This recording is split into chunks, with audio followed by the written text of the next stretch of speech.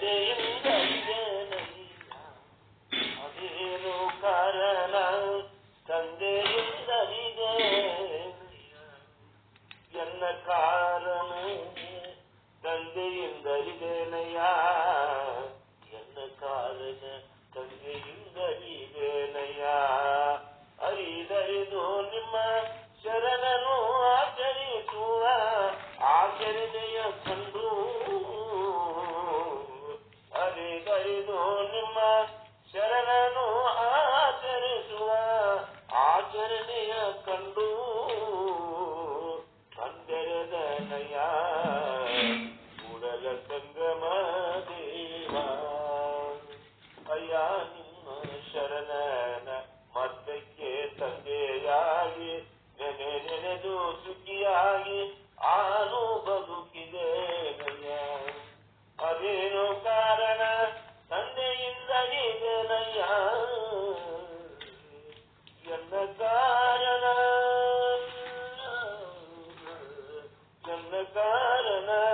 ತಂದೆಯಿಂದ ಇದೇನಯ್ಯ ಅರಿದರಿದು ನಿಮ್ಮ ಶರಣನು ಆಚರಿಸುವ ಆಚರಣೆಯ ಕಂಡು ಅರಿದರಿದು ನಿಮ್ಮ ಶರಣನು ಆಚರಿಸುವ ಆಚರಣೆಯ ಕಂಡು ಕಂದೆರೆದನಯ್ಯ ಕೂಡಲ ಸಂಗಮ ದೇವ ಕಂದೆರೆದನಯ್ಯ ಕೂಡಲ ಸಂಗಮ ದೇವ ಅಯ್ಯ ನಿಮ್ಮ ಶರಣನ ಮದ್ದಕ್ಕೆ ತಂದೆಯಾಗಿ ನೆನೆದು ಸುಖಿಯಾಗಿ ತಂದೆಯಾಗಿ ನೆನೆದು ಸುಖಿಯಾಗಿ ಶರಣಾರ್ಥಿ. ಇದರ ಭಾವಾರ್ಥ, ದೇವ ನೀನು ಭೂಮಿಗೆ ತಂದೆ, ನಿಮ್ಮ ಭಕ್ತನನ್ನು ಯಾವಾಗಲೂ ಜ್ಞಾನ ಮಾಡಿ ನಾನು ಬದುಕಿದೆ ಸುಖಿಯಾದೆ ನನ್ನ ಅಂತರಂಗದ ಜ್ಞಾನದಿಂದ ನೀವೇ ಎಲ್ಲರಿಗೂ ತಂದೆ ಎಂದು ತಿಳಿದೆ. ನಿಮ್ಮ ಶರಣರು ಭಕ್ತಿಯಿಂದ ಆಚರಿಸುವ ಒಳ್ಳೆಯ ಆಚರಣೆಗಳನ್ನು ನನ್ನ ಜೀವನದಲ್ಲಿ ತಂದುಕೊಂಡು ನನ್ನ ಕಣ್ಣುಗಳನ್ನು ತೆರೆದೆ ಕೂಡಲ ಸಂಗಮ ದೇವ ಅಂತ ಭಾವಾರ್ಥದಲ್ಲಿ ಇವತ್ತು ಈ ಕಾರ್ಯಕ್ರಮ ಗುರುಚರಣಾಗಿ ಅರ್ಪಿಸಿ ಕಾರ್ಯಕ್ರಮಕ್ಕೆ ಮಂಗಲ ಮಾಡ್ತೀವಿ. ಜೈ ಮಂಗಲಂ ಜೈ ನಮ ಪಾರ್ವತೀಪತಿ ಶಿವ ಹರ ಹರ ಮಹಾದೇವ. ಎಲ್ಲರಿಗೂ ಶರಣಾರ್ಥ. ತಂದೆ ಅಂದ್ರೆ ಏನ್ ಅರ್ಥ ಮಾಡಿದ್ರಿ?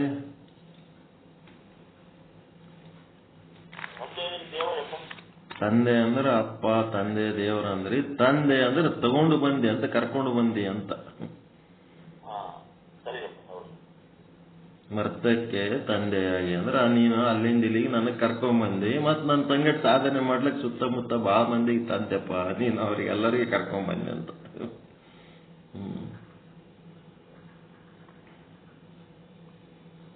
ಮತ್ತಾರೇನು ಹೇಳ್ತೀರಿ? ಶುದ್ಧಬ್ರಹ್ಮೈಷ ಸದ್ಗುರುವಾದ ಶ್ರೀಮಲ್ಲಪ್ಪ ಹುಲ್ಲೂರುಗಳು ವಚನ ಗಾಯನವನ್ನು ನಡೆಸಿಕೊಟ್ರು. ಅವರಿಗೆ ಅನಂತ ಧನ್ಯವಾದಗಳು. ಇನ್ನು ಮುಂದೆ ಶ್ರೀ ವಿಚಾರ ಸಾಗರದ 4ನೆಯ ತರಂಗದ 185ನೇ ವಿಷಯಾಂಕದ ಬರುವ 111ರಿಂದ 115ನೇ ಶ್ಲೋಕದವರೆಗೆ ಓಂ ಸದ್ಗುರು ಶ್ರೀ ಶುದ್ಧ ಬ್ರಹ್ಮಣೇ ನಮಃ. अहम शब्द के अर्थ को सुन अब शिष्य विवेक, तब के जातो न सै शंक कलंक अनेक।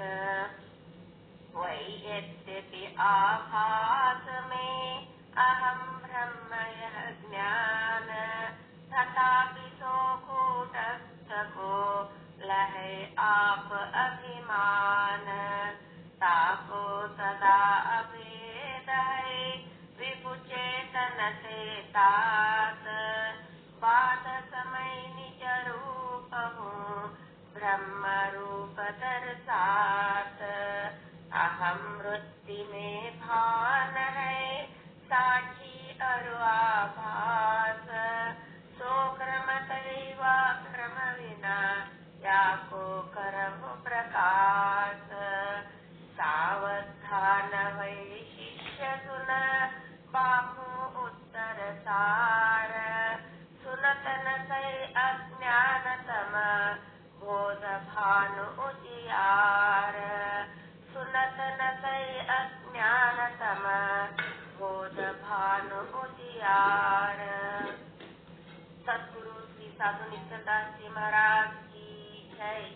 सद्गुरु श्री पंडित पीताम्बर जी महाराज की जय। सद्गुरु श्री शरणबसव स्वामी जी महाराज की जय। जय मंगलम जय नमः पार्वती पति शिव हर हर ಮಹಾದೇವ. ಎಲ್ಲರಿಗೂ ಶರಣಾರ್ಥಿ.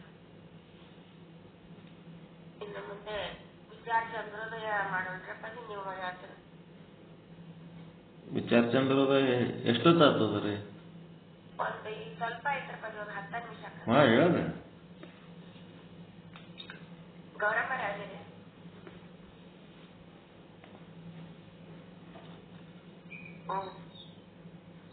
ರಾತ್ರಿ ಇದು ಮನ ಚಂದ.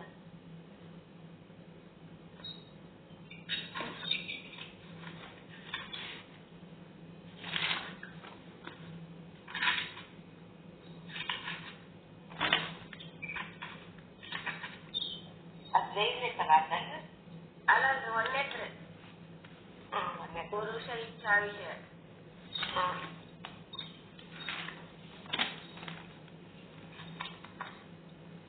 ಈಗ ಶುದ್ಧಬ್ರಹ್ಮಣ್ಯ ಗೌರಮ್ಮ ಅವರಿಂದ ಈ ವಿಚಾರ ಚಂದ್ರೋದಯದ ಮನಹರ ಚಂದ್ರವನ್ನ ನಡೆಸಿಕೊಡ್ಬೇಕಂತ ಕೇಳ್ತಾರೆ.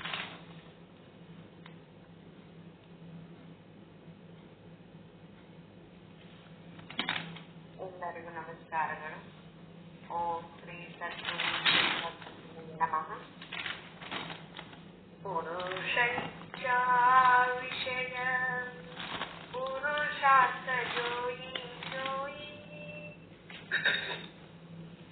ಪುರುಷ ಇಚ್ಛಾ ವಿಷಯ ಪುರುಷಾರ್ಥ ಜೋಯಿ ಸೋಯಿ.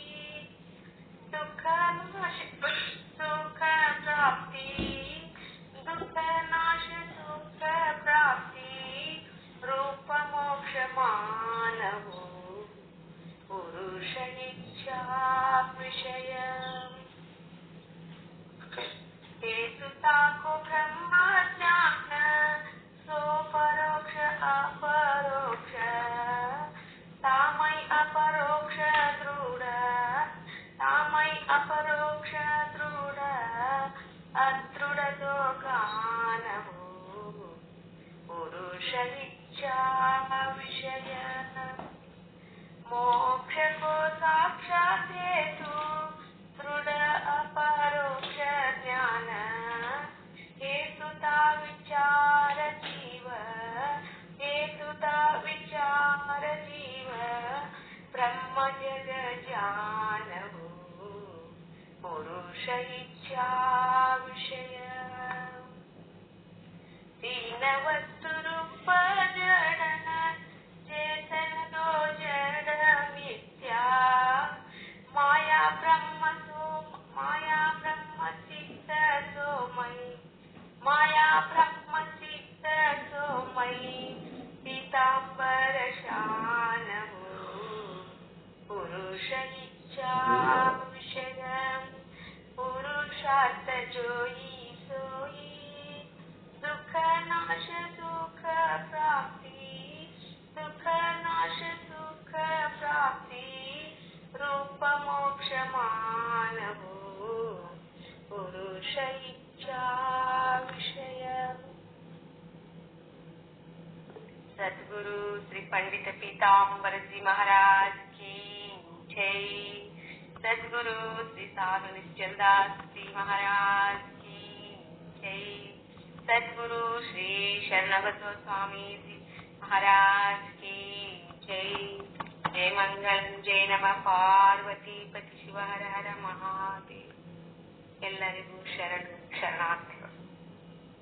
ಇದುವರೆಗೆ ಶ್ರೀ ವಿಚಾರ ಚಂದ್ರೋದಯದ ಮನೋಹರ ಚಂದವನ್ನ ನಡೆಸಿಕೊಟ್ಟ ಶುದ್ಧ ಬ್ರಹ್ಮಿಣಿ ಗೌರಮ್ಮ ತಾಯಿಯವರಿಗೆ ಅನಂತ ಧನ್ಯವಾದಗಳು. ಅಪ್ಪಾಜಿ ನೀವೇ ತಗೊಂಡ್ಬಿಟ್ರಿ, ಇನ್ನೊಂದು ಫೋನ ಕಾಸು ಮತ್ತಾರೇನು ಹೇಳೋರಿದ್ರು ನೋಡ್ರಿ, ಇನ್ನೊಂದು 5-10 ನಿಮಿಷ ಹೇಳೋರಿದ್ರೆ ಹೇಳ್ಬೋದು. ಯಾರೇನ ಬೆಳಗ್ಗೆ ಹೇಳ್ಬೇಕಂದ್ರೆ ಒಬ್ಬೊಬ್ರು ಇರ್ತಾರ, ಮುಂಜಾನೆ ಅವಕಾಶ ಸಿಕ್ಕಿಲ್ಲ ಮತ್ತೆ ಸೆಟ್ಗೊಳಂಗದಾರ ನೋಡ್ರಿ ಯಾರ. ಅಂತದೇನಾರ ಟೆನ್ಷನ್ ಇದ್ದವ್ರು ಮೊದಲು ಹೇಳಲಿ, ನಮ್ದೇನು. ಸಾಯಂಕಾಲ ತಗೋರಿ, ಆರಾಮ್ ತಗೋರಿ. ಓಕೆ. ಈಗ ಶುದ್ಧ ಬ್ರಹ್ಮಟ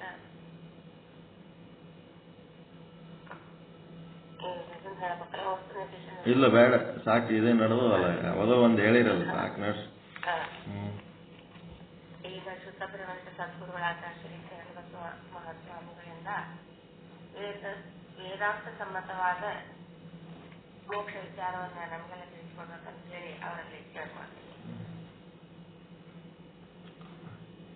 ಮತ್ತೆ ಪೀತಾಂಬರದಿಗೆ ಸಿಟ್ಟು ಬರಬಾರ್ದು, ನಂದು ಅಲ್ಲೇನಪ್ಪ ವಸ್ತು ನಿರ್ದೇಶ ಮಂಗಲ ಅಂತ.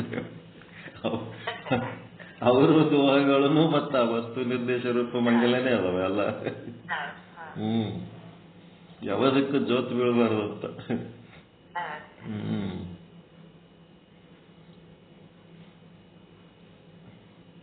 ಒಂದು ಜಪ ಹೆಂಗ್ ಮಾಡಬೇಕು, ದ್ವಾದಶ ಅಕ್ಷರ ಮಂತ್ರದ್ದು ಒಂದು ಜಪ ಕಳಿಸೀನಿ. ಓಂ ಸದ್ಗುರು ಶ್ರೀ ಶುದ್ಧ ಬ್ರಹ್ಮಣೇ ನಮಃ 12 ಅಕ್ಷರಗಳದಿದೆ ಜಪ. ವಿಕ್ಷೇಪ ದೋಷ ನಿವೃತ್ತಿಗಾಗಿ ಜಪ ಇದು. ಅದನ್ನು ಕಳಿಸಿ ಮಾಡಿ ಕಳಿಸೀನಿ. ಇನ್ನೂ ಒಂದು ಏನೇ ಸುಖ ದುಃಖ ಕಷ್ಟ ನಷ್ಟ ಮಾನ ಅಪಮಾನ ಏನಾದಾಗೂ ಜೈ ಶುದ್ಧ ಬ್ರಹ್ಮ, ಜೈ ಜೈ ಶುದ್ಧ ಬ್ರಹ್ಮ, ಜೈ ಶುದ್ಧ ಬ್ರಹ್ಮ, ಜೈ ಜೈ ಶುದ್ಧ ಬ್ರಹ್ಮ ಅನ್ಕೋತಿರ್ಬೇಕು.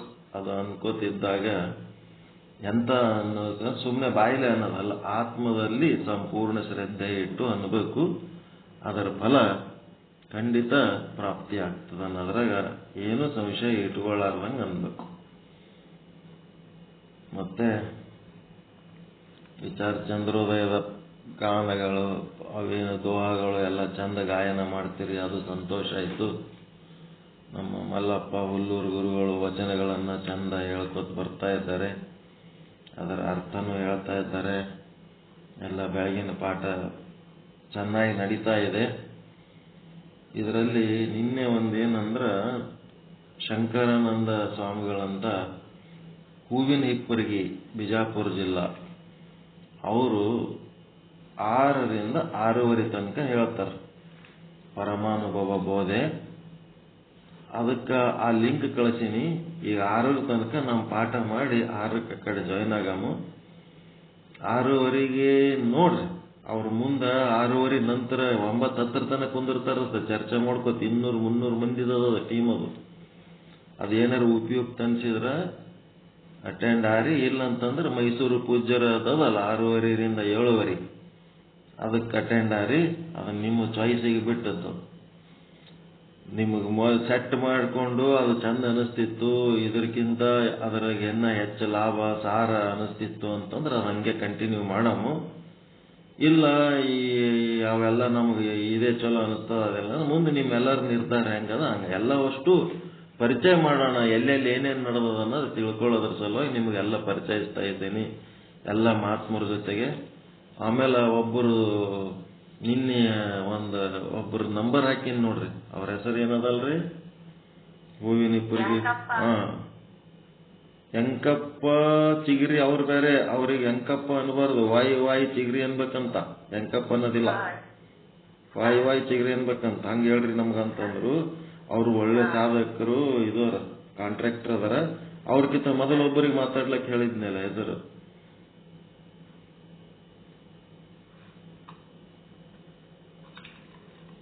ಅವ್ರ ಹೆಸರು ಯಾರಿಗೋ ಫೋನ್ ಮಾಡಿದ್ರಲ್ರಿ.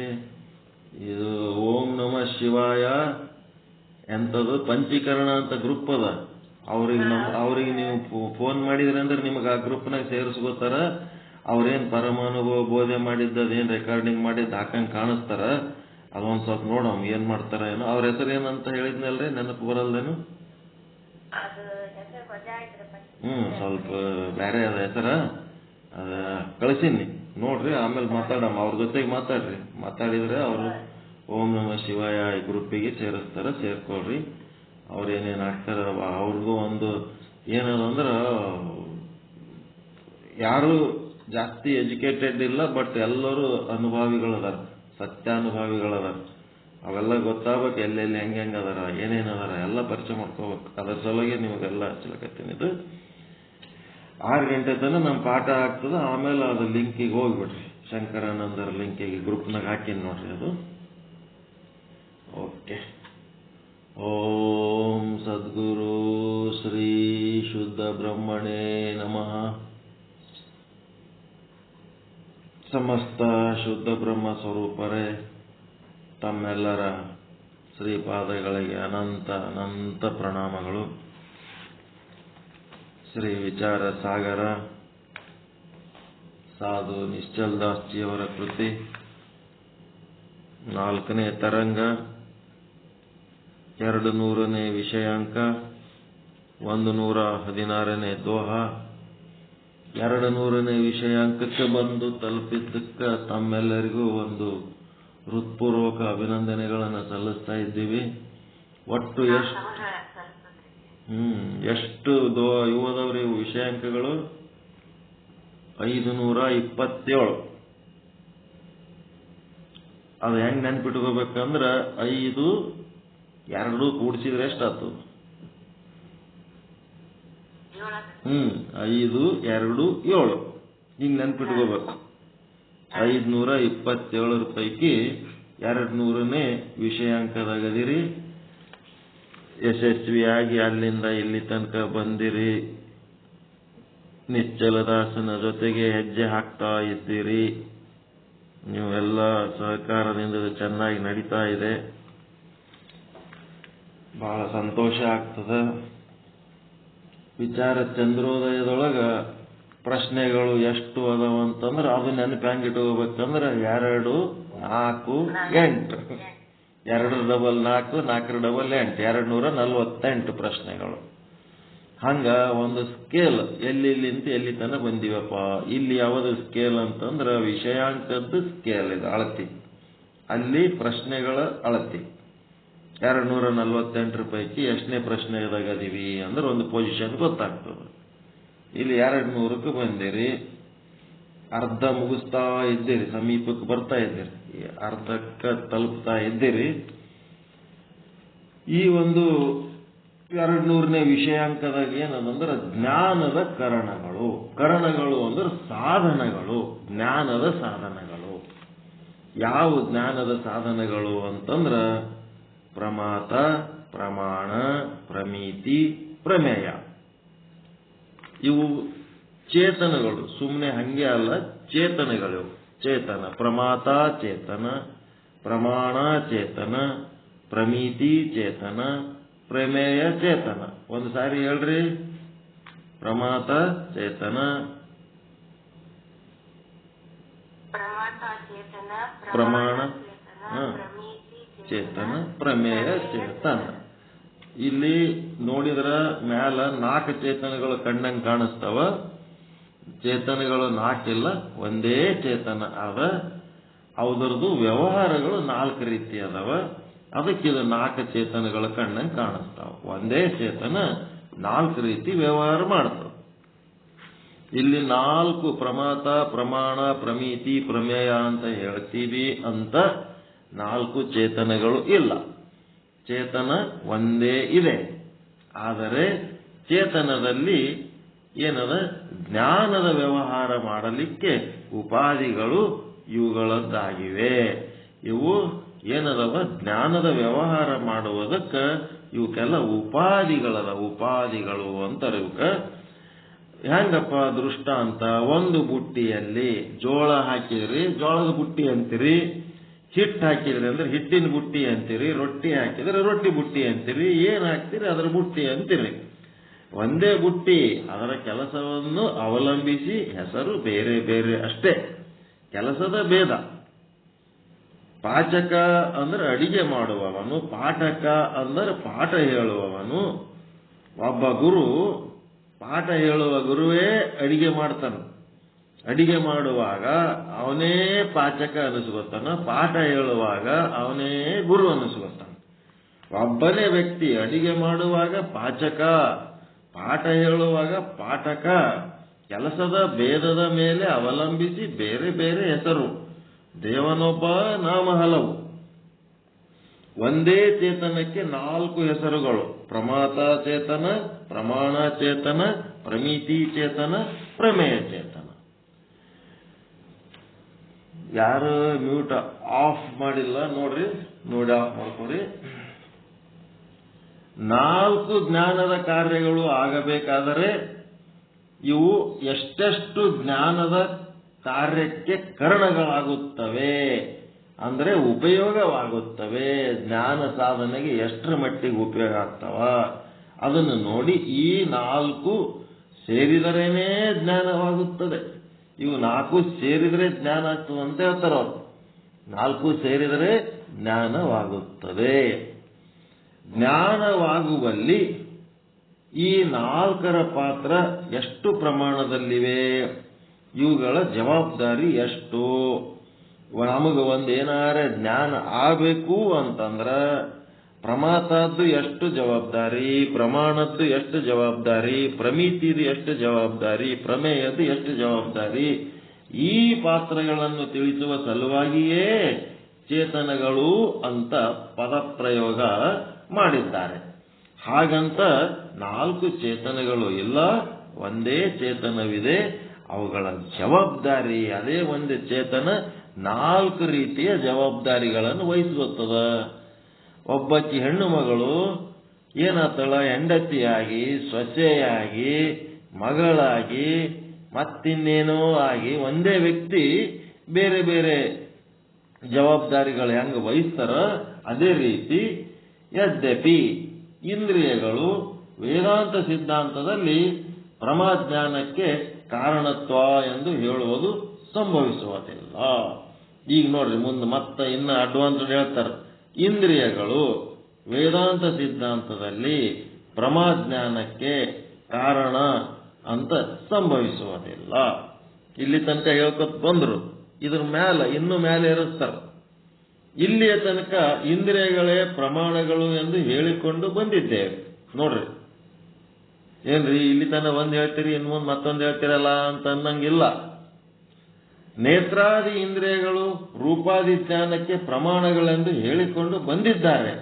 ಆದರೆ ಈಗ ಇನ್ನಷ್ಟು ಆಳವಾಗಿ ಯೋಚಿಸಲಾಗಿ ಇನ್ನ ಡೀಪಾಗಿ ಹೋಗೋಣ. ಏನ್ ಅಷ್ಟೇ ಅನ್ಕೋತ ಕುಂದ್ರೋಣ, ನೇತ್ರಗಳೇ ಕರ್ಣಗಳು ಅನ್ಕೋತ ಡೀಪಾಗಿ ಹೋಗ್ಬೇಕು. ಇದು ಹೆಂಗಪ್ಪ ಅಂತಂದ್ರೆ ಒಂದು ದೃಷ್ಟಾಂತ ಕೊಡ್ತಾರ. ಗುರುಗಳ ಹತ್ರ ಸಾಧನೆ ಮಾಡಿ ಮಾಡಿ ಮಾಡಿ ಗುರು ಶಿಷ್ಯರು ಕೇಳ್ತಾರೆ, ಏನಪ್ಪ ನಮ್ದು ಸಾಕ್ಷಾತ್ಕಾರ ಆಗ್ಲೇ ಇಲ್ಲ, ಆತ್ಮ ಸಾಕ್ಷಾತ್ಕಾರ ಆಗ್ಲೇ ಇಲ್ಲ, ಮತ್ತ ಎಷ್ಟ್ ದಿನ ಹಿಂಗೆ ನಿಮ್ ಸೇವೆ ಮಾಡ್ಕೋತಿರ್ಬೇಕು ಅಂದಾಗ ಗುರುಗಳಂತಾರ, ಅಲ್ಲಿ ಹೌಸ್ನಾಗ ನೀರದವಲ್ಲ, ಅಲ್ಲಿ ನೀರದವಲ್ಲ, ಆ ನೀರಾಗ ಹೋಗಿ ಹಿಂಗ ಅಣಿಕೆ ಹಾಕ್ರಿ ಸಾಕ್ಷಾತ್ಕಾರ ಆಗ್ತದ. ಹಿಂಗ ಅಣಿಕೆ ಹಾಕಿದ ಕೂಡ್ಲೇನೆ ಏನ್ ಕಾಣಿಸ್ತದ ಅವ್ರಿಗೆ? ಆ ನೀರಾಗ ಅವ್ರ ಮುಖ ಕಾಣಿಸ್ತದ, ಅವ್ರ ಮುಖ ಕಾಣಿಸ್ತದ. ಮುಖ ಕಾಂಡ ಕೂಡ್ಲೇನೆ ಏನಾಗ್ಬಿಡ್ತು? ನಮ್ಮ ಮುಖ ಏನದಲ್ಲ ಅದು ಬಿಂಬ. ಆ ಬಿಂಬನೇ ಆತ್ಮ ಅಂತ ತಿಳ್ಕೊಂಡ್ಬಿಟ್ರು ಅವ್ರು. ಬಿಂಬ ಆತ್ಮ ಅಂತ ತಿಳ್ಕೊಂಡ್ರು.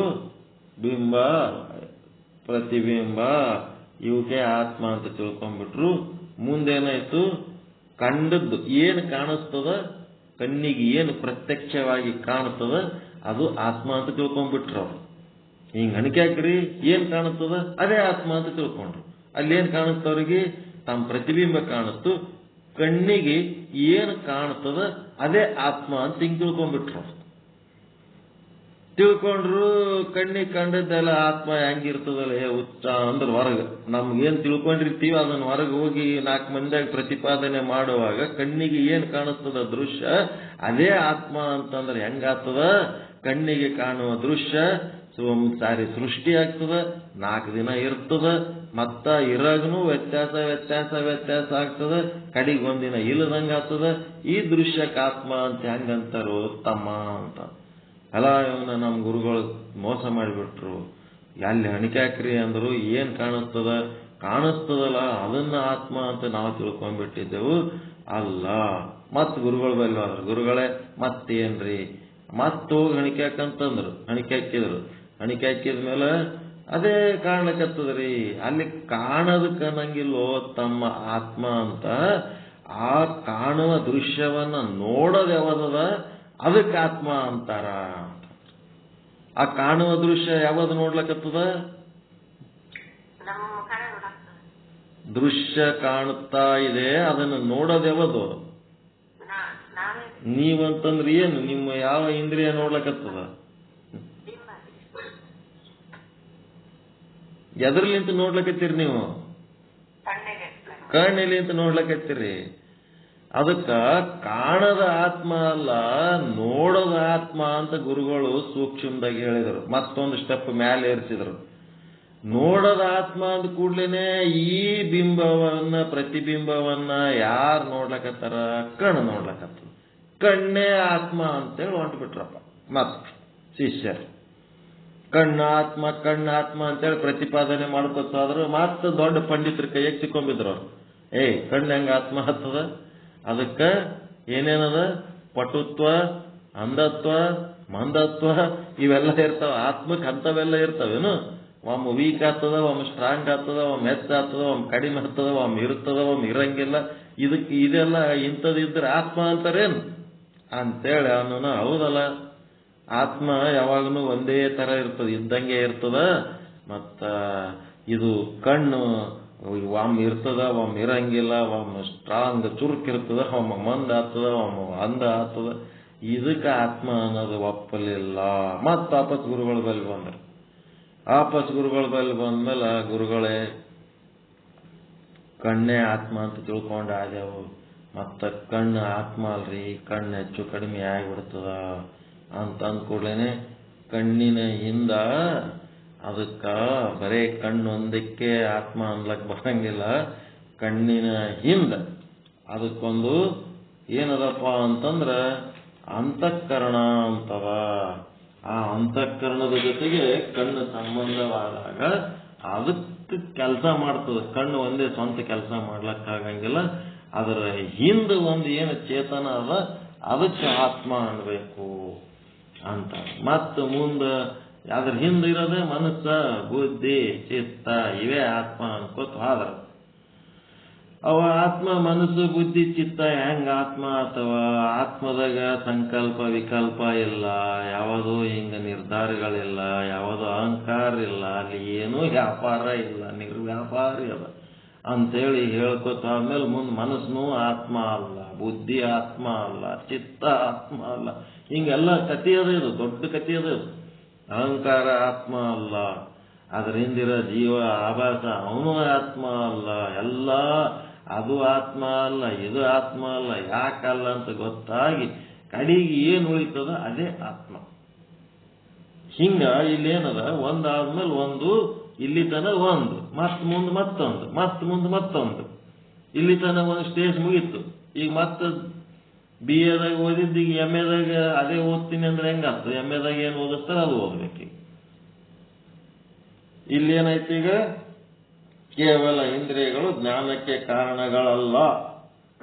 ಇನ್ನಷ್ಟು ಆಳವಾಗಿ ಯೋಚಿಸಲಾಗಿ ಕೇವಲ ಇಂದ್ರಿಯಗಳು ಜ್ಞಾನಕ್ಕೆ ಕಾರಣ ಅಲ್ಲ, ಕೇವಲ ಇಂದ್ರಿಯಗಳು ಕಾರಣಗಳಾಗುವುದಿಲ್ಲ. ಈಗ ನಾ ಹೇಳೋ ದೃಷ್ಟಾಂತ ಈಗ ಹೇಳುವ ಈ ವಿಷಯಕ್ಕೆ ಸಂಬಂಧಿಸಿದಂಗೆ ಆದ ಇಲ್ಲ. ಆಗಲೇ ಹೇಳಿದ ದೃಷ್ಟಾಂತ ಅವ್ರದ್ದೆಲ್ಲ ವೀಕ್ನೆಸ್ಗಳು ಪಟ್ಟಿ ಮಾಡ್ಬೇಕು ನೀವು. ಮನಸ್ಸಿಂದು, ಬುದ್ಧಿದು, ಚಿತ್ತದ್ದು, ಅಹಂಕಾರದ್ದು, ಜೀವದ್ದು ಎಲ್ಲ ಪಟ್ಟಿ ಮಾಡಿ ಆತ್ಮದಿಗೆ ಯಾವು ಇಲ್ಲ, ಇವು ಇಲ್ಲ, ಇವು ಇಲ್ಲ ಅಂತೇಳಿ ನೀವೇ ದೃಷ್ಟಾಂತ ರಚನೆ ಮಾಡಬೇಕು. ಇವು ಇಲ್ಲ ಅಂತಂದ್ಮೇಲೆ ಮತ್ತೆ ಶಿಷ್ಯರು ವಾಪಸ್ ಒಂದು 10 ಸಾರಿ ತಿರುಗ್ತಾರೆ ಗುರುಗಳ ಬಲ್ಲಿ. ಬುದ್ಧಿ ಅಲ್ಲ, ಆತ್ಮ, ಚಿತ್ತ ಅಲ್ಲ, ಮನಸ್ಸು ಅಲ್ಲ, ಜೀವ ಅಲ್ಲ, ಮತ್ತೆ ಯಾವಾಗ ಆತ್ಮ ಅಂತ ಕೇಳಿದಾಗ ಅದೇ ಸತ್ತು ಚಿತ್ತಾನಂದ ನಿತ್ಯ ಪರಿಪೂರ್ಣ ಅಂತ ಲಾಸ್ಟಿಗೆ ಹೇಳ್ತಾರೆ ಗುರುಗಳು. ಹಂಗ ಇಲ್ಲೇನದ, ಕೇವಲ ಇಂದ್ರಿಯಗಳು ಕರಣಗಳಾಗುವುದಿಲ್ಲ. ಇಲ್ಲಿ ತನಕ ಕರ್ಣ ಅಂದಿವಿ, ಆದ್ರೆ ಇನ್ನು ಮುಂದದು ಹಂಗ ಅನ್ನಂಗಿಲ್ಲ. ಅಂತಃಕರಣ ವೃತ್ತಿ ಇಲ್ಲದಿದ್ದರೆ ಕೇವಲ ಇಂದ್ರಿಯಗಳ ಜ್ಞಾನವಾಗುವುದಿಲ್ಲ. ನಮ್ಮ ದೃಶ್ಯ ನೋಡುವುದಕ್ಕ ಕಣ್ಣೇ ಕರ್ಣಗಳಾಗಿದ್ದು ಅಂತಂದ್ರೆ ಕಣ್ಣು ಅಷ್ಟೇ ಇದ್ರೆ ನೋಡ್ಬೋದಾಗಿತ್ತು. ಅಂತಃಕರಣ ಇರ್ಲಾರ್ದೆ ಅದು ನೋಡ್ಬೋದಾಗಿತ್ತು. ಬರೇ ಕಣ್ಣಲ್ಲಿಂತ ನೋಡ್ಲಿಕ್ಕೆ ಆಗಂಗಿಲ್ಲ. ಅದರಿಂದ ಅಂತಃಕರಣದ ಸಂಬಂಧ ಇದ್ರೆ ಮಾತ್ರ ಅದು ನೋಡ್ಲಿಕ್ಕೆ ಸಾಧ್ಯ ಆಗ್ತದ. ಅದಕ್ಕೆ ಕಿವಿ ಇದೆ, ಏನ್ ಮಾಡ್ಬೇಕು? ಕಿವಿಗೆ ಅಂತಃಕರಣ ಸಂಬಂಧವಾಗದಿದ್ದರೆ, ಅಂತಃಕರಣ ವೃತ್ತಿ ಸಂಬಂಧವಾಗಲಿದ್ದರೆ ಏನಾಗ್ತದ? ಶಬ್ದ ಜ್ಞಾನವಾಗುತ್ತದೇನೋ? ಇಲ್ಲ. ಕಣ್ಣು ಇದೆ, ಕಣ್ಣಿಗೆ ಅಂತಃಕರಣ ವೃತ್ತಿ ಸಂಬಂಧವಾಗಿಲ್ಲದಿದ್ದರೆ ಆ ರೂಪದ ಜ್ಞಾನವಾಗುತ್ತದೇನೋ? ಹಿಂಗ 5 ಪ್ರಶ್ನೆಗಳು ಹಾಕ್ತಾರ. ನಾಲಿಗೆಗೆ ಅಂತಃಕರಣದ ಸಂಬಂಧ ಇರಲಿಲ್ಲ ಅಂದ್ರೆ ರುಚಿ ಜ್ಞಾನ ಆಗ್ತದೇನು? ಗ್ರಹಣಕ್ಕೆ ಮತ್ತೆ ಚರ್ಮಕ್ಕೆ ಅಂತಃಕರಣ ಸಂಬಂಧಗಳ ಆಗಿಲ್ಲ ಅಂತಂದ್ರ ಆ ಸ್ಪರ್ಶ ಜ್ಞಾನ, ಆ ಒಂದು ಗಂಧ ಜ್ಞಾನ ಆಗ್ತದೇನು ಅಂತ ಕೇಳಿದಾಗ ಇಲ್ಲಿ ಅಂತಃಕರಣ ವೃತ್ತಿಯ ಅವಶ್ಯಕತೆಯನ್ನ ಅರಿಯಬೇಕು. ಬರೇ ಕಣ್ಣಿಂದ ಒಂದೇ ಅವಶ್ಯಕತೆ ತಿಳ್ಕೊಂಡಿರಿ, ಅಂತಃಕರಣ ವೃತ್ತಿಯ ಅವಶ್ಯಕತೆ ಅರಿಯಬೇಕು. ಇಲ್ಲೇನಾಯ್ತು? 2 ಕರ್ಣಗಳದು, ಒಂದು ಅಂತಃಕರಣ, ಇನ್ನ ಒಂದು ನೇತ್ರ ಇಂದ್ರಿಯ. ಹೌದಲ್ರಿ? 2 ಕರ್ಣಗಳದು. ಇಲ್ಲಿ ಅಂತಃಕರಣ ವೃತ್ತಿಯ ಅವಶ್ಯಕತೆಯನ್ನು ಅರಿಯಬೇಕು. ಇಂದ್ರಿಯಗಳ ಜೊತೆಗೆ ವೃತ್ತಿಯೂ ಬೇಕು. ಅಂತಃಕರಣ ವೃತ್ತಿಯು ನೇತ್ರದ್ವಾರ ಹೊರಗೆ ಹೋಗುತ್ತದೆ. ಅಲ್ಲಿ ಹೋಗಿ ಏನೇನ್ ಮಾಡ್ತದ? ನೇತ್ರದ್ವಾರ, ಶ್ರೋತ್ರದ್ವಾರ ಹೊರಗೆ ಹೋದಾಗಲೇ ಕೇವಲ ವೃತ್ತಿಗಳು ಇಂದ್ರಿಯಗಳ ಜ್ಞಾನಕ್ಕೆ ಕಾರಣವಾಗುವುದಿಲ್ಲ. ಅವು ಬರೇ ವೃತ್ತಿಗಳು ಇಂದ್ರಿಯ ಜ್ಞಾನಕ್ಕೆ ಕಾರಣ. ಕಣ್ಣು ಇದೆ, ಮುಂದಿನಿಂದಲೇ ಒಬ್ಬ ಹಾದು ಹೋದ. ಕಣ್ಣು ಆ ಹೋದ ವ್ಯಕ್ತಿಯನ್ನು ನೋಡಿರಬಹುದು, ಆದರೆ ಮನಸ್ಸು ಅಲ್ಲಿ ಇಲ್ಲದಿದ್ದರೆ ಯಾವ ಕಡೆ ಹೋದ ಅಂತ ಕೇಳಿದರೆ ಗೊತ್ತಿಲ್ಲ ಎನ್ನುತ್ತೇವೆ. ಲಕ್ಷ್ಯ ಕೊಟ್ಟಿಲ್ಲ ಅಂತಂದ್ರ ಕಣ್ಣೆದರಿಂದ ಹೋದ್ರೂ ಗೊತ್ತಾಗಂಗಿಲ್ಲ. ಅದಕ್ಕೆ ಅಂತಃಕರಣ ವೃತ್ತಿಯದ ಮಹತ್ವ ತಿಳ್ಕೊರಿ. ಬರೇ ಇಂದ್ರಿಯಗಳದೇ ತಿಳ್ಕೊಂಡಿರಿ ಇಲ್ಲಿ ತನಕ. ಅವಕ್ಕೆ ಕರ್ಣ ಅನ್ಲಕತ್ತೀರಿ. ಅವು ಹೊರಗಿದ್ದ ಕರ್ಣಗಳು, ಬಾಹ್ಯ ಕರ್ಣಗಳು. ಇವೇನದವು? ಒಳಗಿರೋ ಅಂತಃಕರಣಗಳು. ಅಂತಃಕರಣ ವೃತ್ತಿಯೇ ಇಂದ್ರಿಯಗಳಿಗಿಂತ ಮುಖ್ಯ ಸಾಧನ ಜ್ಞಾನ ಸಂಪಾದನೆಗೆ. ಅದು ಕೆಲವು ಕಡೆ ಇಂದ್ರಿಯಗಳ ದ್ವಾರ ಬರಬಹುದು. ಅನೇಕ ಬಾರಿ ಇಂದ್ರಿಯಗಳ ಸಹಾಯವಿಲ್ಲದೆಯೇ ಸುಖ ದುಃಖಗಳ ಜ್ಞಾನವಾಗುತ್ತದೆ. ನಿಮಗೆ ಒಳಗೆ ಸುಖ ದುಃಖ ಆಗ್ಬೇಕಾದ್ರ ಯಾವರೇ ಕಣ್ಣ, ಕಿವಿ, ಮೂಗ, ಚರ್ಮ ಇವು ಏನರೇ ಉಪಯೋಗ ಆಗ್ಯಾವ? ತಾನೇ ಆಗ್ತಾವಿಲ್ಲ ಒಳಗ? ಈ ಇಂದ್ರಿಯಗಳ ಸಹಾಯ ಇಲ್ಲದೇನೆ ಸುಖ ದುಃಖ ಆಗ್ತಾವಿಲ್ರಿ ಒಳಗ? ಒಳಗಿಂದ ಒಳಗೆ ಕಣ್ಣ, ಕಿವಿ, ಮೂಗು, ನಾಲಿಗೆ, ಚರ್ಮ ಏನೂ ಉಪಯೋಗ ಆಗಿಲ್ಲ. ಸುಮ್ಮ ಕೂತಲ್ಲೇ ಒಳಗಿಂದ ಒಳಗೆ ಸಂಕಟ ಆಗ್ತಿರ್ತು. ಇಂದ್ರಿಯಗಳದ್ದು ಏನೇನು ಸಹಾಯ ಇಲ್ಲ ಅಲ್ಲಿ. ಹಂಗ ಅದಕ್ಕೆ ಯಾವಾಗ ಅಂತಃಕರಣವು ಸುಖಾಕಾರ ಹೊಂದಿ ಏನಾಗ್ತದ? ಹೊಂದಿದರೆ ಸುಖದ ಜ್ಞಾನವಾಗುತ್ತದೆ. ನಿಮ್ಮ ಅಂತಃಕರಣ ಸುಖದ ಆಕಾರ ತಾಳತು ಅಂದ್ರೆ ಸುಖದ ಜ್ಞಾನ ಆಗ್ತದ. ಮತ್ತು ಅದೇ ಅಂತಃಕರಣ ದುಃಖಾಕಾರ ಹೊಂದಿದರೆ ದುಃಖದ ಜ್ಞಾನವಾಗ್ತದ. ಇಂದ್ರಿಯಗಳು ಇಲ್ಲದಿದ್ದರೂ ಅಂತಃಕರಣದ ಆಕಾರವನ್ನು ಅವಲಂಬಿಸಿ ಜ್ಞಾನಗಳಾಗುತ್ತವೆ. ನಿಮ್ಮ ಅಂತಃಕರಣ ಇಂದ್ರಿಯಗಳ ಮತ್ತು ವಿಷಯಗಳ ಸಂಬಂಧ ಹೊಂದಿದಾಗ ಏನು ಆಕಾರ ತಾಳ್ತದ ಅದಕ್ಕೂ ಸುಖ ದುಃಖ ಆಗ್ತದ. ಮತ್ತು ಇಂದ್ರಿಯ ಮತ್ತು ವಿಷಯಗಳದು ಸಂಬಂಧ ಇಲ್ಲದೆ ತಾನೇ ಸ್ವತಃ ಆಕಾರ ತಾಳುವಂತ, ಸುಖಾಕಾರ ದುಃಖಾಕಾರ ತಾಳುವಂತ ಸಾಮರ್ಥ್ಯ ಯಾವದಕ್ಕದ? ಅಂತಃಕರಣಕ್ಕ. ಆ ಅಂತಃಕರಣಕ್ಕ ಈ ಇಂದ್ರಿಯ ವಿಷಯಗಳು ಇಲ್ಲಂದ್ರೂ ತಂದ ತಾನೇ ಸೆಲ್ಫ್ ಒಂದು ಸುಖ ದುಃಖ ಅನುಭವಿಸುವಂತ ಸಾಮರ್ಥ್ಯ ಅದಕ್ಕದ. ಅದನ್ನು ಹೇಳಕತ್ತಾರ ಅವರು. ಇಂದ್ರಿಯಗಳು ಇಲ್ಲದಿದ್ದರೂ ಅಂತಃಕರಣದ ಆಕಾರವನ್ನು ಅವಲಂಬಿಸಿ ಜ್ಞಾನಗಳಾಗುತ್ತವೆ. ಇಂದ್ರಿಯ ಇಲ್ಲಂದ್ರೂ ಅಂತಃಕರಣದ ಆಕಾರವನ್ನು ಅವಲಂಬಿಸಿ ಜ್ಞಾನಗಳಾಗುತ್ತವೆ. ಆದ್ದರಿಂದ ವೇದಾಂತ ಸಿದ್ಧಾಂತದಲ್ಲಿ ಬರೀ ಇಂದ್ರಿಯಗಳು ಜ್ಞಾನಕ್ಕೆ ಕಾರಣಗಳಲ್ಲ. ಮತ್ತಿನ್ನು ಯಾವ ಕಾರಣ? ಅಂತಃಕರಣ ವೃತ್ತಿಯೂ ಕೂಡ ಜ್ಞಾನಕ್ಕೆ ಕಾರಣವಾಗುತ್ತದೆ. ಇಂಟ್ರೆಸ್ಟಿಂಗ್ ಅದ ಪಾಠ. ಬರೇ ಕಣ್ಣ, ಕಿವಿ, ಮೂಗು, ನಾಲಿಗೆ, ಚರ್ಮದಿಂದಲೇ ಜ್ಞಾನ ಆಗಂಗಿಲ್ಲ. ಅದು ಜ್ಞಾನೇಂದ್ರಿಯ ಹೌದು, ಅದರ ಒಳಗಿರೋ ಅಂತಃಕರಣ ಅದಕ್ಕಿಂತ ಮುಖ್ಯವಾದ ಜ್ಞಾನೇಂದ್ರಿಯ. ಅವು ಸ್ವತಂತ್ರವಾಗಿ ಕೆಲವೊಂದು ಜ್ಞಾನಗಳನ್ನು ಮಾಡಿಕೊಳ್ಳುವಂತ ಶಕ್ತಿ ಅವಕ್ಕದ. ಯದ್ಯಪಿ ಒಂದು ವೇಳೆ ಅಂದ್ರೆ ನಾವು ಇಂದ್ರಿಯಗಳೇ ಕರಣಗಳೆಂದು ಹೇಳಿಕೊಂಡು ಬಂದಿದ್ದೇವೆ, ನಾವು ಇಂದ್ರಿಯಗಳ ಕರಣಗಳೆಂದು ಆದರೂ ಕೂಡ ವೇದಾಂತ ಸಿದ್ಧಾಂತದಲ್ಲಿ ಇಂದ್ರಿಯಗಳು ಪ್ರಮಾಜ್ಞಾನಕ್ಕೆ ಕಾರಣತ್ವಗಳೆಂದು ಹೇಳಿರುವುದಿಲ್ಲ, ಅದು ಸಂಭವಿಸುವುದಿಲ್ಲ. ಇಂದ್ರಿಯಗಳ ಜ್ಞಾನ ಏನದ ಅವಕ್ಕ ಪ್ರಮಾಜ್ಞಾನ ಅನ್ನಂಗಿಲ್ಲ. ಇಂದ್ರಿಯಗಳು ಪ್ರಮಾಜ್ಞಾನಕ್ಕೆ ಕಾರಣ ಅಂತ ಹೇಳಂಗಿಲ್ಲ. ನಾವು ವೇದಾಂತ ಸಿದ್ಧಾಂತದೊಳಗೆ ಅವಕ್ಕ ಪ್ರಮಾಜ್ಞಾನಕ್ಕೆ ಕಾರಣ ಅಂತ ಹೇಳಂಗಿಲ್ಲ. ಏಕೆಂದರೆ ಚೇತನದ 4 ಭೇದಗಳಿರುತ್ತವೆ. ಪ್ರಮಾತ ಚೇತನ, ಪ್ರಮಾಣ ಚೇತನ, ಪ್ರಮೀತಿ ಚೇತನ. ಅದಕ್ಕೆ ಪ್ರಮೀತಿ ಚೇತನಕ್ಕೆ ಏನಂತಾರ ಅದಕ್ಕೆ ಇರ್ಲಿ ಆಮೇಲೆ ನೋಡಮ್ಮ. ಪ್ರಮಿತಿ ಚೇತನ ಮತ್ತು ಪ್ರಮೇಯ ಚೇತನ. ಇದನ್ನೇ ಪ್ರಮೇಯ ಚೇತನಕ್ಕೇನಂತಾರೆ? ಪ್ರಮೇಯ ಚೇತನಕ್ಕೇನಂತಾರ್ರಿ? ವಿಷಯ ಚೇತನ ಅಂತಾರೆ. ವಿಷಯ ಚೇತನ ಒಂದು ಪ್ರಮಾತ ಚೇತನ ಒಂದು ಬರ್ಕೊಂಡ್ರಿ. ಎರಡನೇದ್ದೇನದ? ಪ್ರಮಾಣ ಚೇತನ ಅಂತ 2 ಬರ್ಕೊಂಡಿರಿ. ಮೂರನೇದ್ದೇನದ? ಪ್ರಮಿತಿ ಚೇತನ ಅಂತದಲ್ಲ. ಈ ಪ್ರಮಿತಿ ಚೇತನಕ್ಕೆ ಏನಂತಾರಂದ್ರೆ ಪ್ರಮಾಚೇತನ ಅಂತ. ಪ್ರಮಿತಿ ಚೇತನಕ್ಕೆ ಪ್ರಮಾಚೇತನ ಅಂತಾರೆ. ಇದನ್ನು ಸರಿಯಾಗಿ ತಿಳ್ಕೋಬೇಕು. ಯಾವ್ದಕ್ಕಂತಾರೆ ಪ್ರಮಾಚೇತನ ಅಂತ? ಪ್ರಮಿತಿ ಚೇತನ ಅಥವಾ ಪ್ರಮಾಚೇತನ ಅಂದ್ರೆ ಒಂದೇ. ಮತ್ತಿನ್ಯಾವುದು? ಪ್ರಮೇಯ ಚೇತನ ಅಂತಂದ್ರ ಇದು ಪ್ರಮೇಯ ಅಂದ್ರೆ ವಿಷಯ ಚೇತನ. ಗೊತ್ತದ ಇದು ನಿಮಗೆ?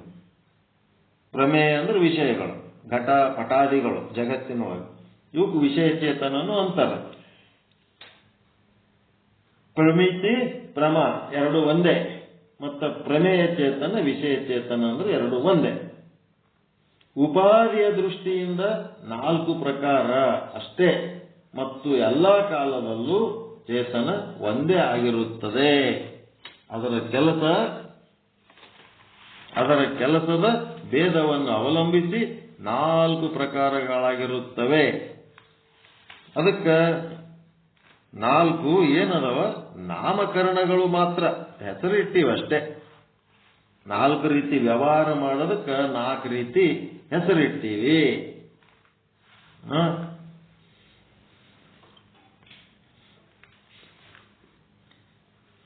ಚೇತನವು ಸರ್ವವ್ಯಾಪಕವಾಗಿದೆ.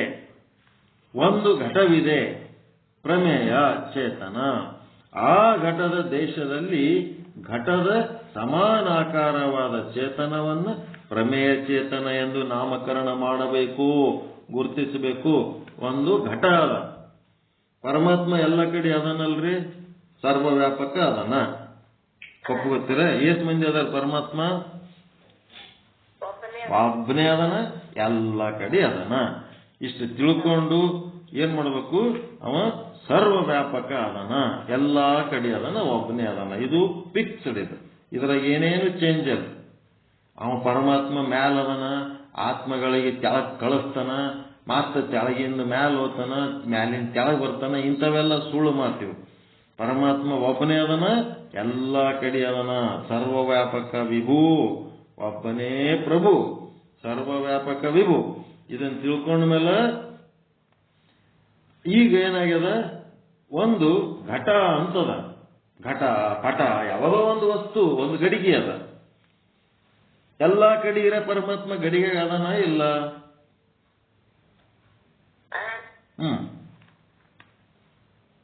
ಎಲ್ಲಾ ಕಡೆ ಇದ್ದ ಪರಮಾತ್ಮ ಗಡಿಗೆಗೆ ಅದನ. ಆ ಗಡಿಗೆಗೆ ಎಷ್ಟು ಪ್ರಮಾಣ ಅದನಲ್ಲ, ಗಡಿಗೆ ಸೈಜ್ ಇದ್ದಷ್ಟೇ ಪರಮಾತ್ಮ ಅದನಿಲ್ಲ. ಗಡಿಗೆ ಸೈಜ್ ಇದ್ದಷ್ಟೇ ಪರಮಾತ್ಮ ಅದನಲ್ಲ. ಆ ಗಡಿಗೆ ಸೈಜ್ನಷ್ಟೇ ಪರಮಾತ್ಮಗೆ ಏನಂತಾರಪ್ಪ ಅಂತಂದ್ರೆ ಪ್ರಮಾಚೇತನ, ಪ್ರಮೇಯ ಚೇತನ ಅಥವಾ ವಿಷಯ ಚೇತನ ಅಂತ ತಿಳ್ಕೋಬೇಕು.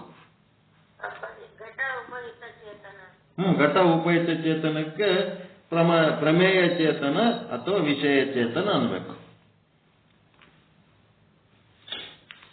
ಘಟದ ಉಪಯುಕ್ತ ಚೇತನ. ಆ ಘಟದ ಸಮಾನಾಕಾರವಾದ ಚೇತನವನ್ನ ಘಟ ಉಪಯುಕ್ತ ಚೇತನ, ಅವಚ್ಛಿನ್ನ ಚೇತನ, ಮತ್ತೇನೇನೋ ಶಬ್ದ ಬಳಸ್ತಾರ. ಘಟ ಉಪಯುಕ್ತ ಚೇತನ ಅನ್ಬಹುದು, ಅವಚ್ಛಿನ್ನ ಚೇತನ ಅನ್ಬಹುದು, ಏನರೇ ಅನ್ರಿ. ಇದಕ್ಕೇನಂತಾರ? ವಿಷಯ ಚೇತನ. ನಿಮ್ಮ ಶರೀರ ಅದಲ್ಲ, ಒಂದು ಆಕಾರ ಅದ ಇಲ್ಲ, ಅದು ಒಂದು ಘಟ ಹೌದಲ್ರಿ? ಆ ಘಟದ ತುಂಬ ಪರಮಾತ್ಮ ತುಂಬ್ಯಾನಿಲ್ಲ. ಅವ ಎಷ್ಟು ತುಂಬ್ಯಾನ ಅಟ್ಟಕ್ಕ ವಿಷಯ ಚೇತನ. ಇಲ್ಲಿ ಮುಂದೇನಾಯ್ತು? ಕೇವಲ ಘಟದ ನಾಮ ರೂಪ ಕಂಡು ಇದು ಘಟ ಎಂದು ಹೇಳಬಾರದು. ಅದರ ನಾಮ ರೂಪಾದಿಗಳಿಗೆ ಆಶ್ರಯವಾದ ಒಂದು ಚೇತನ ಅದ, ಅನುಭವಿಸಬೇಕು. ಗಡಿಗೆ ಗಡಿಗೆ ಅಂತ ಯಾಕೆ ನೀವು ಬರೇ ಗಡಿಗೆ ಒಂದೇ ನೋಡಬೇಡ್ರಿ. ಆ ಗಡಿಗೆ ಒಳಗೆ ಏನದ? ಬ್ರಹ್ಮಚೇತನ ಅದ. ಮುಂಜಾನೆ ಎದ್ದು ಕೂಡಲೇ ಯಾರ್ಯಾರ ಒಬ್ಬರು ಖಾಲಿ ಕೊಡ ತಗೊಂಡು ನಿಮ್ಮ ಮುಂದೆ ಬಂದ್ರು. ಬಂದೊತ್ನಾಗ ಖಾಲಿ ಕೊಡ ಬತ್ತಪ್ಪ ಇವತ್ತು ಮುಂಜಾನೆ, ಏನಾಗ್ತದೋ ಏನೋ ಅನ್ಬೇಕಾ? ಜ್ಞಾನಿ ಕಣ್ಣಾಗ ಏನ್ ಕಾಣಿಸ್ತದ? ಆ ಘಟದೊಳಗಿರುವಂತ ಬ್ರಹ್ಮಚೇತನ ಕಾಣಿಸ್ತದ. ಒಬ್ಬಕ್ಕೆ ಯಾರ ಗಂಡ ಸಾತ್ ಹೆಣ್ಮಗಳು ಬಾಗ್ಲ ತೆಗೆದು ಗೇಟ್ ತೆರೆದ್ರಿಗೆ ಎದುರಿಗೆ ಬಂದು ಬಿಟ್ಲಪ್ಪ. ತೋ ತೋ ತೋ ತೋ ತೋ ರಂಡು ಮುಂಡೆ ಹೆಣ್ಮಗಳು ಕಣ್ಣೆದ್ರಿಗೆ ಮುಂಜಾನೆ ಬಂದಳು. ಇವತ್ತೇನದ ಏನೋ ಅಪಶಕುನ ಅನ್ಬೇಕಾ? ಆಕಿ ಒಳಗ ಬ್ರಹ್ಮಚೇತನ ಆದನ ಅನ್ಬೇಕಾ? ಅಪಶಕುನಗಳಲ್ಲಿ ಬೆಕ್ಕ ಅಡ್ಡ ಬತ್ತು ಅಂದ್ರ ಬೆಕ್ಕಿನೊಳಗೆ ಬ್ರಹ್ಮಚೇತನ ಅದನ ಇಲ್ಲ? ಈಗ ಅಪಶಕುನ ಎಲ್ಲಿ ಅದ? ಆ ಗಂಡ ಸತ್ ಹೆಣ್ಮಗಳ ಬಲ್ಲಿ ಅದ, ಆ ಕೊಡದಾಗ ಅದ, ಬೆಕ್ಕಿನಾಗ ಅದ, ಏನ್ ನಮ್ ಬುದ್ಧಿ ಒಳಗ ಅದ? ಬುದ್ಧಿನೇ ಅಪಶಕುನ, ಬುದ್ಧಿ ವೀಕ್ನೆಸ್. ಇವೆಲ್ಲ ಕಲಿಬೇಕು. ಸುಮ್ಮನೆ ಪಾಠ ಕೇಳ್ಕೋತ ಮುಂದೆ ಹೋಗೋದಲ್ಲ. ಇಲ್ಲೇನದ? ಕೊಡ ಅದ, ಬರೇ ಕೊಡ ಅಂತ ಅನ್ನಬೇಡ್ರಿಯಪ್ಪ. ಅಲ್ಲಿ ಘಟ ಉಪಯುಕ್ತ ಚೇತನ ಅಂತನ್ರಿ ಅಂತ ಹೇಳಕತ್ತಾರ.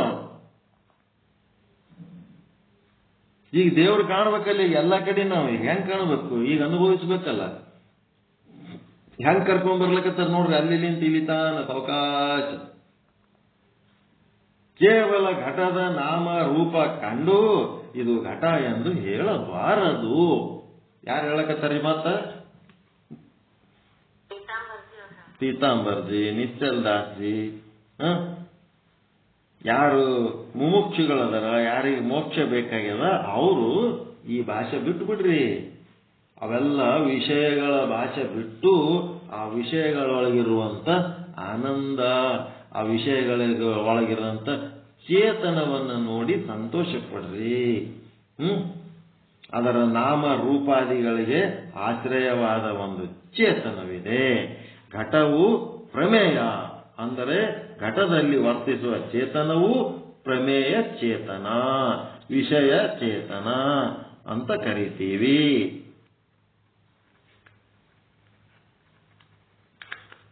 ಆಯ್ತಾ? ಇದಿಷ್ಟು ಮಾತು ನೀವು ಚಂದ ನೆನಪಿಟ್ಟುಕೊಂಡು ಜಗತ್ತಿನೊಳಗ ನಿಮ್ಮ ಕಣ್ಣೆದರ ಏನೇನು ವಸ್ತುಗಳು ಕಾಣ್ತವ ಆ ವಸ್ತುಗಳಿಗೆ ಕೇವಲ ನಾಮರೂಪದಿಂದ ನೋಡುವ ಒಂದು ನಿಮ್ಮ ಸ್ವಭಾವವನ್ನ ಈ ಕ್ಷಣದಿಂದಲೇ ತ್ಯಾಗ ಮಾಡಬೇಕು. ಪ್ರಾಮಾಣಿಕ ಮುಮುಕ್ಷುಗಳಾಗಿದ್ರಿ ಅಂತಂದ್ರ ಆ ಎಲ್ಲ ವಸ್ತುಗಳೊಳಗ ಏನು ಬ್ರಹ್ಮಚೇತನ ಏನು ಅದಲ್ಲ, ಉಪಯುಕ್ತ ಚೇತನ, ಅವಚ್ಛಿನ್ನ ಚೇತನ, ವಿಷಯ ಚೇತನ, ಅದನ್ನೆಲ್ಲ ಆವರಿಸಿದ್ದೊಂದು ಚೇತನವಲ್ಲ, ಆ ಚೇತನವನ್ನ ಕಂಡು ಅದಕ್ಕೇನನ್ಬೇಕು? ವಿಷಯ ಚೇತನ, ಪ್ರಮೇಯ ಚೇತನ, ಉಪಯುಕ್ತ ಚೇತನ ಅಂತನ್ಬೇಕು. ಘಟ ಕಂಡ್ರಿ, ಘಟ ಉಪಯುಕ್ತ ಚೇತನಕ್ಕೆ ನಮಸ್ಕಾರ. ಕಲ್ಲು ಕಂಡ್ರಿ, ಶಿಲಾ ಉಪಯುಕ್ತ ಚೇತನಕ್ಕೆ ನಮಸ್ಕಾರ. ಲಿಂಗದ ಮುಂದೆ ಕುಂತವ ಕಲ್ಲು ನೋಡ್ಲಕತ್ತನ, ಏನು ಕಲ್ಲಿನೊಳಗಿರುವಂತ ಉಪಯುಕ್ತ ಚೇತನವನ್ನ ನೋಡ್ಲಕತ್ತನ. ಅಪ್ಪಗಳೇ, ಎಲ್ಲ ಮೂರ್ತಿಗಳೊಳಗ ಜಗತ್ತಿನ ತುಂಬ ಮೂರ್ತಿಗಳದವ. ಮೂರ್ಖರು ಏನ್ ಅಂತಾರ? ಕಲ್ಲು ವಿಗ್ರಹ ಅಂತೇಳಿ ಹುಚ್ಚುಚ್ಚು ಮಾತಾಡ್ತಿರ್ತಾರೆ. ಆ ಕಲ್ಲಿನೊಳಗ ಆ ಒಂದು ಉಪಯುಕ್ತ ಚೇತನದ ದರ್ಶನ ಮಾಡ್ಕೊಳಕತ್ತಾನ, ಏನ್ ಕಲ್ಲು ನೋಡ್ಲಕತ್ತಾನ? ಅದರ ಮುಂದೆ ಕೂತಾವ. ವಿಗ್ರಹದ ಮುಂದೆ ಕುಂತು ಜಪ ಮಾಡ್ಲಕತ್ತಾನ. ಆ ಜಪ ಮಾಡವ ಕಲ್ಲು ನೋಡ್ಲಕತ್ತಾನ. ಕಲ್ಲಿನೊಳಗಿರುವಂತ ಉಪಯುಕ್ತ ಚೇತನವನ್ನ ನೋಡ್ಲಕತ್ತನ್ರಿ. ಉಪಯುಕ್ತ ಚೇತನವನ್ನು ಎಲ್ಲಾ ಕಡೆ ಇರಂತ ಪರಮಾತ್ಮ ಆ ಒಂದು ವಿಗ್ರಹದಲ್ಲಿ, ಆ ಒಂದು ಲಿಂಗದಲ್ಲಿ, ಆ ಒಂದು ಮೂರ್ತಿಯಲ್ಲಿ, ಆ ಒಂದು ಫೋಟೋದಲ್ಲಿ ಎಲ್ಲ ಕಡೆ ಅದನ್ನಲ್ಲ. ಆ ಉಪಯುಕ್ತ ಚೇತನದ ದರ್ಶನ ಬರೀ ಅದು ಒಂದೇ ದೇವರ ಮೂರ್ತಿಗಳಲ್ಲಿ ಅಲ್ಲ, ಎಲ್ಲ ವಸ್ತುಗಳಲ್ಲಿ ನಾವು ಆ ಒಂದು ದರ್ಶನ ಮಾಡ್ಕೋಬೇಕು. ಎಲ್ಲ ಕಡೆ ಆ ಬ್ರಹ್ಮಚೇತನ ನಿಮ್ಮ ಕಣ್ಣಿಗೆ ಏನು ದೃಶ್ಯ ಕಾಣುತ್ತದ ಅದು ಎಲ್ಲದರೊಳಗೂ ನೀವೇನ್ ಮಾಡಬೇಕು? ಅದನ್ನು ಆಶ್ರಯಿಸಿದಂತ ಬ್ರಹ್ಮಚೇತನವನ್ನ ದರ್ಶನ ಮಾಡಬೇಕು. ಆ ಚೇತನಕ್ಕೆ ಏನನ್ಬೇಕು? ವಿಷಯ ಚೇತನ, ಉಪಯುಕ್ತ ಚೇತನ, ಮತ್ತೇನಂತೀರಲ್ಲ ಪ್ರಮೇಯ ಚೇತನ ಅಂಥೇಳಿ.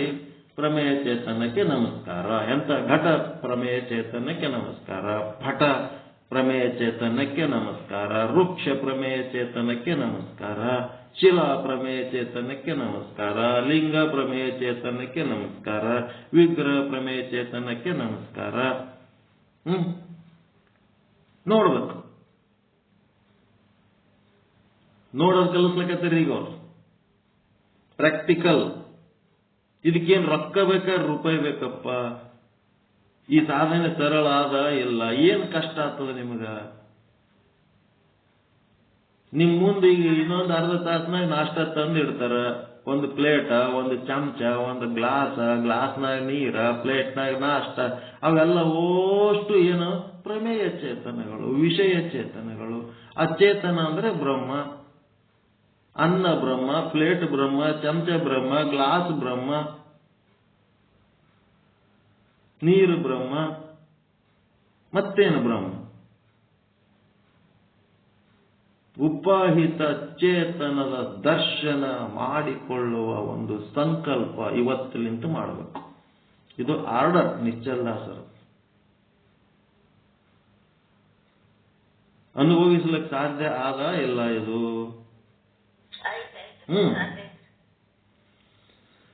ಅದಕ್ಕೆ ಎಷ್ಟಾಯ್ತು ಟೈಮ್? 5:53. ಇನ್ನೊಂದು ಸ್ವಲ್ಪ ಜಕ್ಕಂ ಚಂದ ಅನ್ಸ್ಲಕತ್ತದ.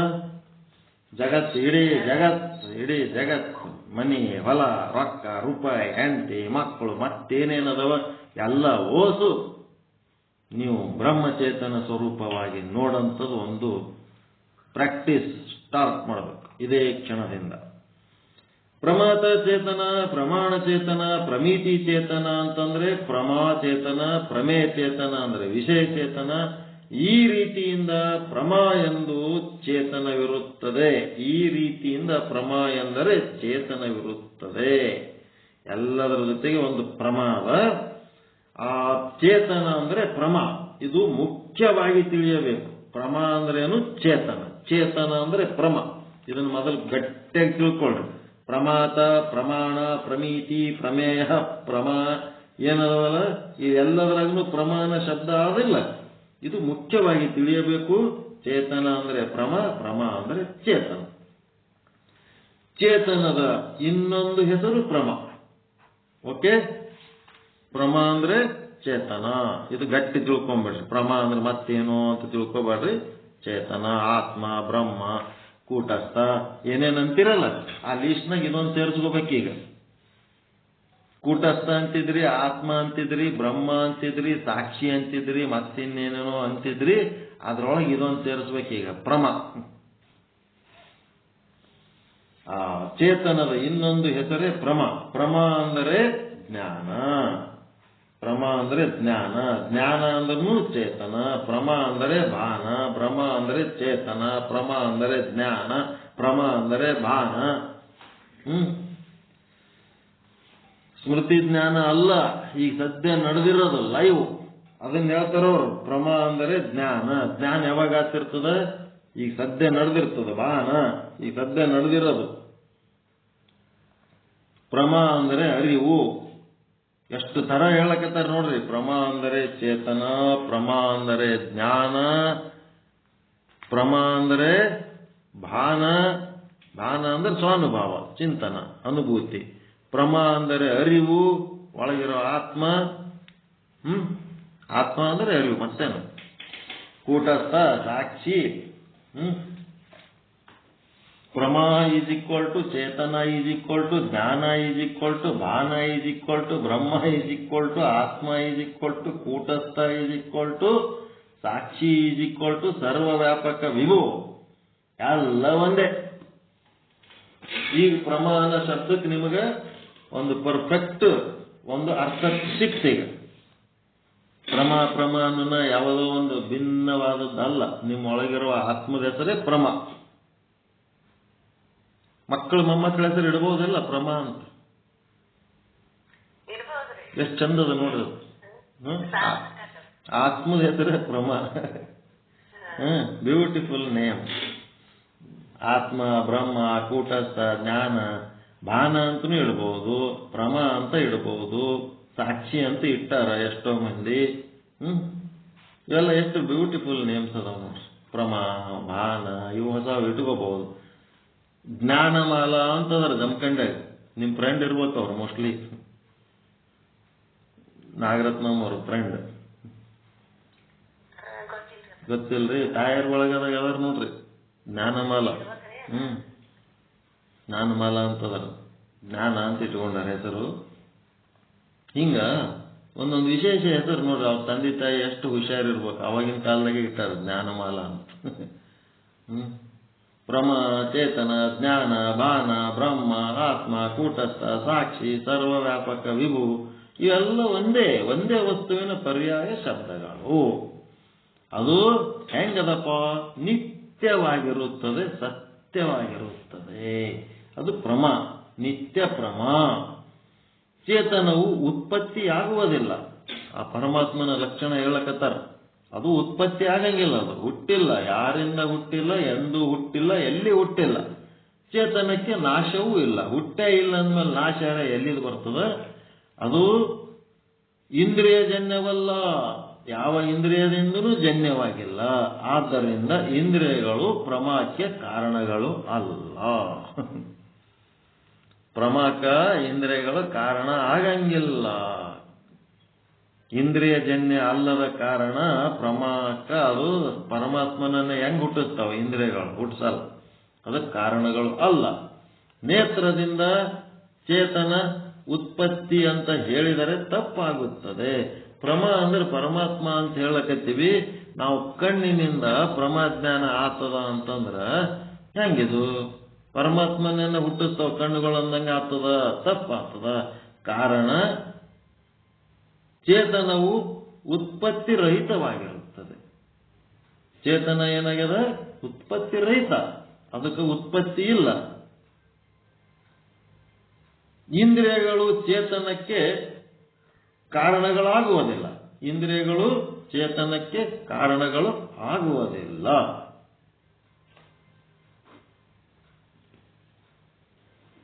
ಏನು ಅಲಾರಾಮ್ ಮಾಡ್ಲಿಕ್ಕೆ ಒಂದು ನಿಮಿಷ ನೋಡಿ ಬರ್ತೀನಿ, ಒಂದು ಸೆಕೆಂಡ್ ಸ್ವಲ್ಪ ಚರ್ಚೆ ಮಾಡೋದು. ಒಂದು ನಿಮಿಷ ಎಲ್ಲಿಂದ ಅಲಾರಾಮ್ ಮಾಡ್ಲಿಕ್ಕೆ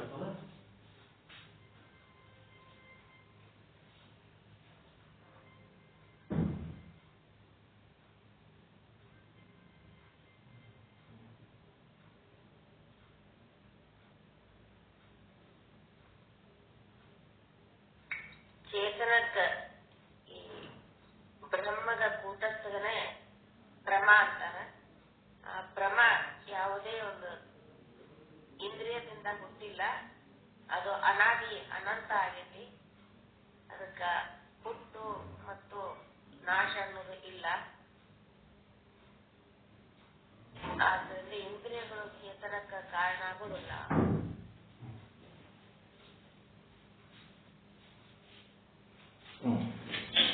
ಆಯ್ತು. ಅದಕ್ಕೆ ಇಂದ್ರಿಯಗಳು ಚೇತನಕ್ಕೆ ಕಾರಣ ಆಗಂಗಿಲ್ಲ. ಪ್ರಮ ಅಂತಂದ್ರೆ ಪರಮಾತ್ಮ ಚೇತನಕ್ಕಂತಾರ. ಇಂದ್ರಿಯಗಳಿಂದ ಪ್ರಮಾಜ್ಞಾನ ಆಗ್ತದ ಅಂತ ಹೇಳ್ಕೆ ನಾವು ಇಲ್ಲಿ ತನ ಏನ್ ಹೇಳಿದ್ದೇವೆ ಲೈವ್ ಜ್ಞಾನ, ಆ ಜ್ಞಾನ ಕಣ್ಣಿನಿಂದ ಆಗಂಗಿಲ್ಲ. ಕಣ್ಣುಗಳು ಪರಮಾತ್ಮನಿಗೆ ಜನ್ಯ ಮಾಡಂಗಿಲ್ಲ, ಇಂದ್ರಿಯ ಜನ್ಯ ಅಲ್ಲ ಅನ್ನೋಂಥ ವಿಷಯ ಹೇಳುವ ಮೂಲಕ ಇವತ್ತಿನ ಚಿಂತನವನ್ನ ನಾನು ಮೊಟಕುಗೊಳಿಸ್ತಾ ಇದ್ದೀನಿ. ಮುಂದಿನ ಲಿಂಕಿಗೆ ಹೋಗೋಣ. ಇಲ್ಲಿ ಏನಾಗ್ಯದ, ಒಂದ್ ಕಡೆ ಮನ್ಯಾಗ ಒಂದು ಹುಡುಗ ಇವು ಏನಾರ ಅಲಾರಾಮ ಹೊಡಿತಿದ್ವು ಅಂದ್ರೆ ಬಹಳ ಇಮಿಡಿಯೇಟ್ ಅಟೆಂಡ್ ಆಗ್ಬೇಕು. ನಾವು ಅದನ್ನ ಬಿಟ್ಟೇವಂತಂದ್ರೆ ಏನೇನಾರ ಆಗ್ಬಿಡ್ತದ. ಮನ್ಯಾಗ ಬಾಡಿಗೆ ಕೊಟ್ಟಾರ ಒಂದು ಹುಡುಗಗ, ನಮ್ ದೋಸ್ತನ ಮನ್ಯಾಗ ಅವಂದು ಸ್ಪ್ಲೆಂಡರ್ ಗಾಡಿ ಅದ. ಅವ ಬಾಡಿಗೆ ಇರೋ ಹುಡುಗಂದು ಅದು ಈಗ ಹೊಸವು ಬಂದವಲ್ಲ ಕರೆಂಟಿಂದು ಸೌಂಡ್ ಮಾಡ್ಲಾರ್ದು ಜುಯಿ ತೋಡೆ ಬಿಡ್ತಾವ ಸ್ಕೂಟರ್ಗಳು, ಅಂತ ಸ್ಕೂಟರ್ ಅದ. ಒಂದು ಚಾರ್ಜಿಂಗ್ ಇಟ್ಟು ಮಕ್ಕೊಂಡ್ಬಿಟ್ಟಾನ. ಮುಂಜಾನೆ ಹೇಳೋದ್ರಾಗ 2 ಗಾಡಿ ಸುಟ್ಟಾವ. ಇವನ್ ಗಾಡಿನೂ ಸುಟ್ಟದ, ಅವನ ಗಾಡಿನೂ ಸುಟ್ಟದ. 2 ಗಾಡಿ, ಮಾಲಕನ ಗಾಡಿ, ಮನಿ ಮಾಲಕನ ಗಾಡಿನೂ ಸುಟ್ಟದ, ಅವನ ಗಾಡಿನೂ 2 ಸುಟ್ಟು ಬಸ್ನಾಗ ಬಿಟ್ಟಾವ. ಕರೆಂಟ್ ಓವರ್ ಚಾರ್ಜ್ ಆಗಿ ಓವರ್ ಹೀಟ್ ಆಗಿ ಎಲ್ಲಿ ಕೇಳಲಾರದ ಅನುಭವ ಇದು. ನಿನ್ನೆ ಬಿಸಿಲಾಗ ಹೋಲಕತ್ತಿದ್ದ, ಬಾರಪ್ಪ ಕೂಡತ್ ಗಾಡಿ ಮೇಲೆ ಕುಂದಿರ್ಸ್ಕೊಂಡು ಬರ್ಲಕತ್ತೀನಿ. ಏನಾಯ್ತಪ್ಪ ಗಾಡಿ ನಿಂದಂದ್ರೆ ಸುಟ್ಟೋಯ್ತು. ಯಾಕೆ ಸುಟ್ಟಂತಂದ್ರ ಮನ್ಯಾಗ ಬಾಡಿಗೆ ಇದ್ದು ಹುಡುಗ ಹಿಂಗ ಚಾರ್ಜಿಂಗ್ ಇಟ್ಸ್ ಮಕ್ಕೊಂಡ್ಬಿಟ್ಟನ, ಓವರ್ ಹೀಟ್ ಆಗಿ ಅವಂದು ಗಾಡಿ ನಂದು ಗಾಡಿ ಸುಟ್ಟು. ಸ್ವಲ್ಪ ಹುಷಾರಾಗಿರ್ಬೇಕು. ಇವು ಅಲಾರಾಮ್ಗಳು ಅವು ಏನಾರು ಬಂದು ಅಂದ್ರೆ ಇಮಿಡಿಯೇಟ್ ಅಟೆಂಡ್ ಆಗ್ಬೇಕು. ಅವ್ನು ನಿದ್ದೆ ಎತ್ತಿ ಬಿಟ್ಟದ, ಸುಟ್ಟೋಗ್ಬಿಟ್ಟ. ಹಿಂಗೆಲ್ಲ ಆಗ್ತಿರ್ತಾವ. ಇರ್ಲಿ, ಅನುಭವದ ಏನೇನೋ ಆಗ್ತಿರ್ತಾವ. ಈಗ ನೆಕ್ಸ್ಟ್ ಆ ಲಿಂಕಿಗೆ ಹೋಗೊಂಡ್ರೆ ಶಿವಣ್ಣ ಪಾಣಿ, ಅದೇ ತಹಸೀಲ್ದಾರ್, ರಿಟೈರ್ಡ್ ತಹಸೀಲ್ದಾರ್ ಅವರು. ಗುರುಗಳೇ, ಶಿವಣ್ಣ ಪಾಣಿ ಅವರೇ, ಮ್ಯೂಟ್ ಆನ್ ಮಾಡ್ತೀರಿ?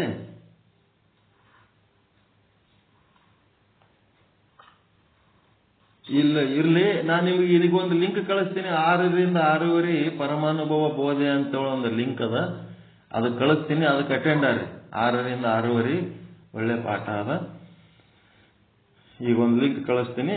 ಎಲ್ಲರೂ ಪರಮಾನಂದ ಪ್ರಾಪ್ತಿ ಭವ, ಸರ್ವ ದುಃಖ ನಿವೃತ್ತಿ ಭವ, ಇಷ್ಟಾರ್ಥ ಸಿದ್ಧಿರಸ್ತು, ಯಶಸ್ವಿ ಭವ, ಯಶಸ್ವಿ ಭವ. ಎಲ್ಲರಿಗೂ ಒಳಿತಾಗಲಿ, ಎಲ್ಲರಿಗೂ ಶುಭವಾಗಲಿ.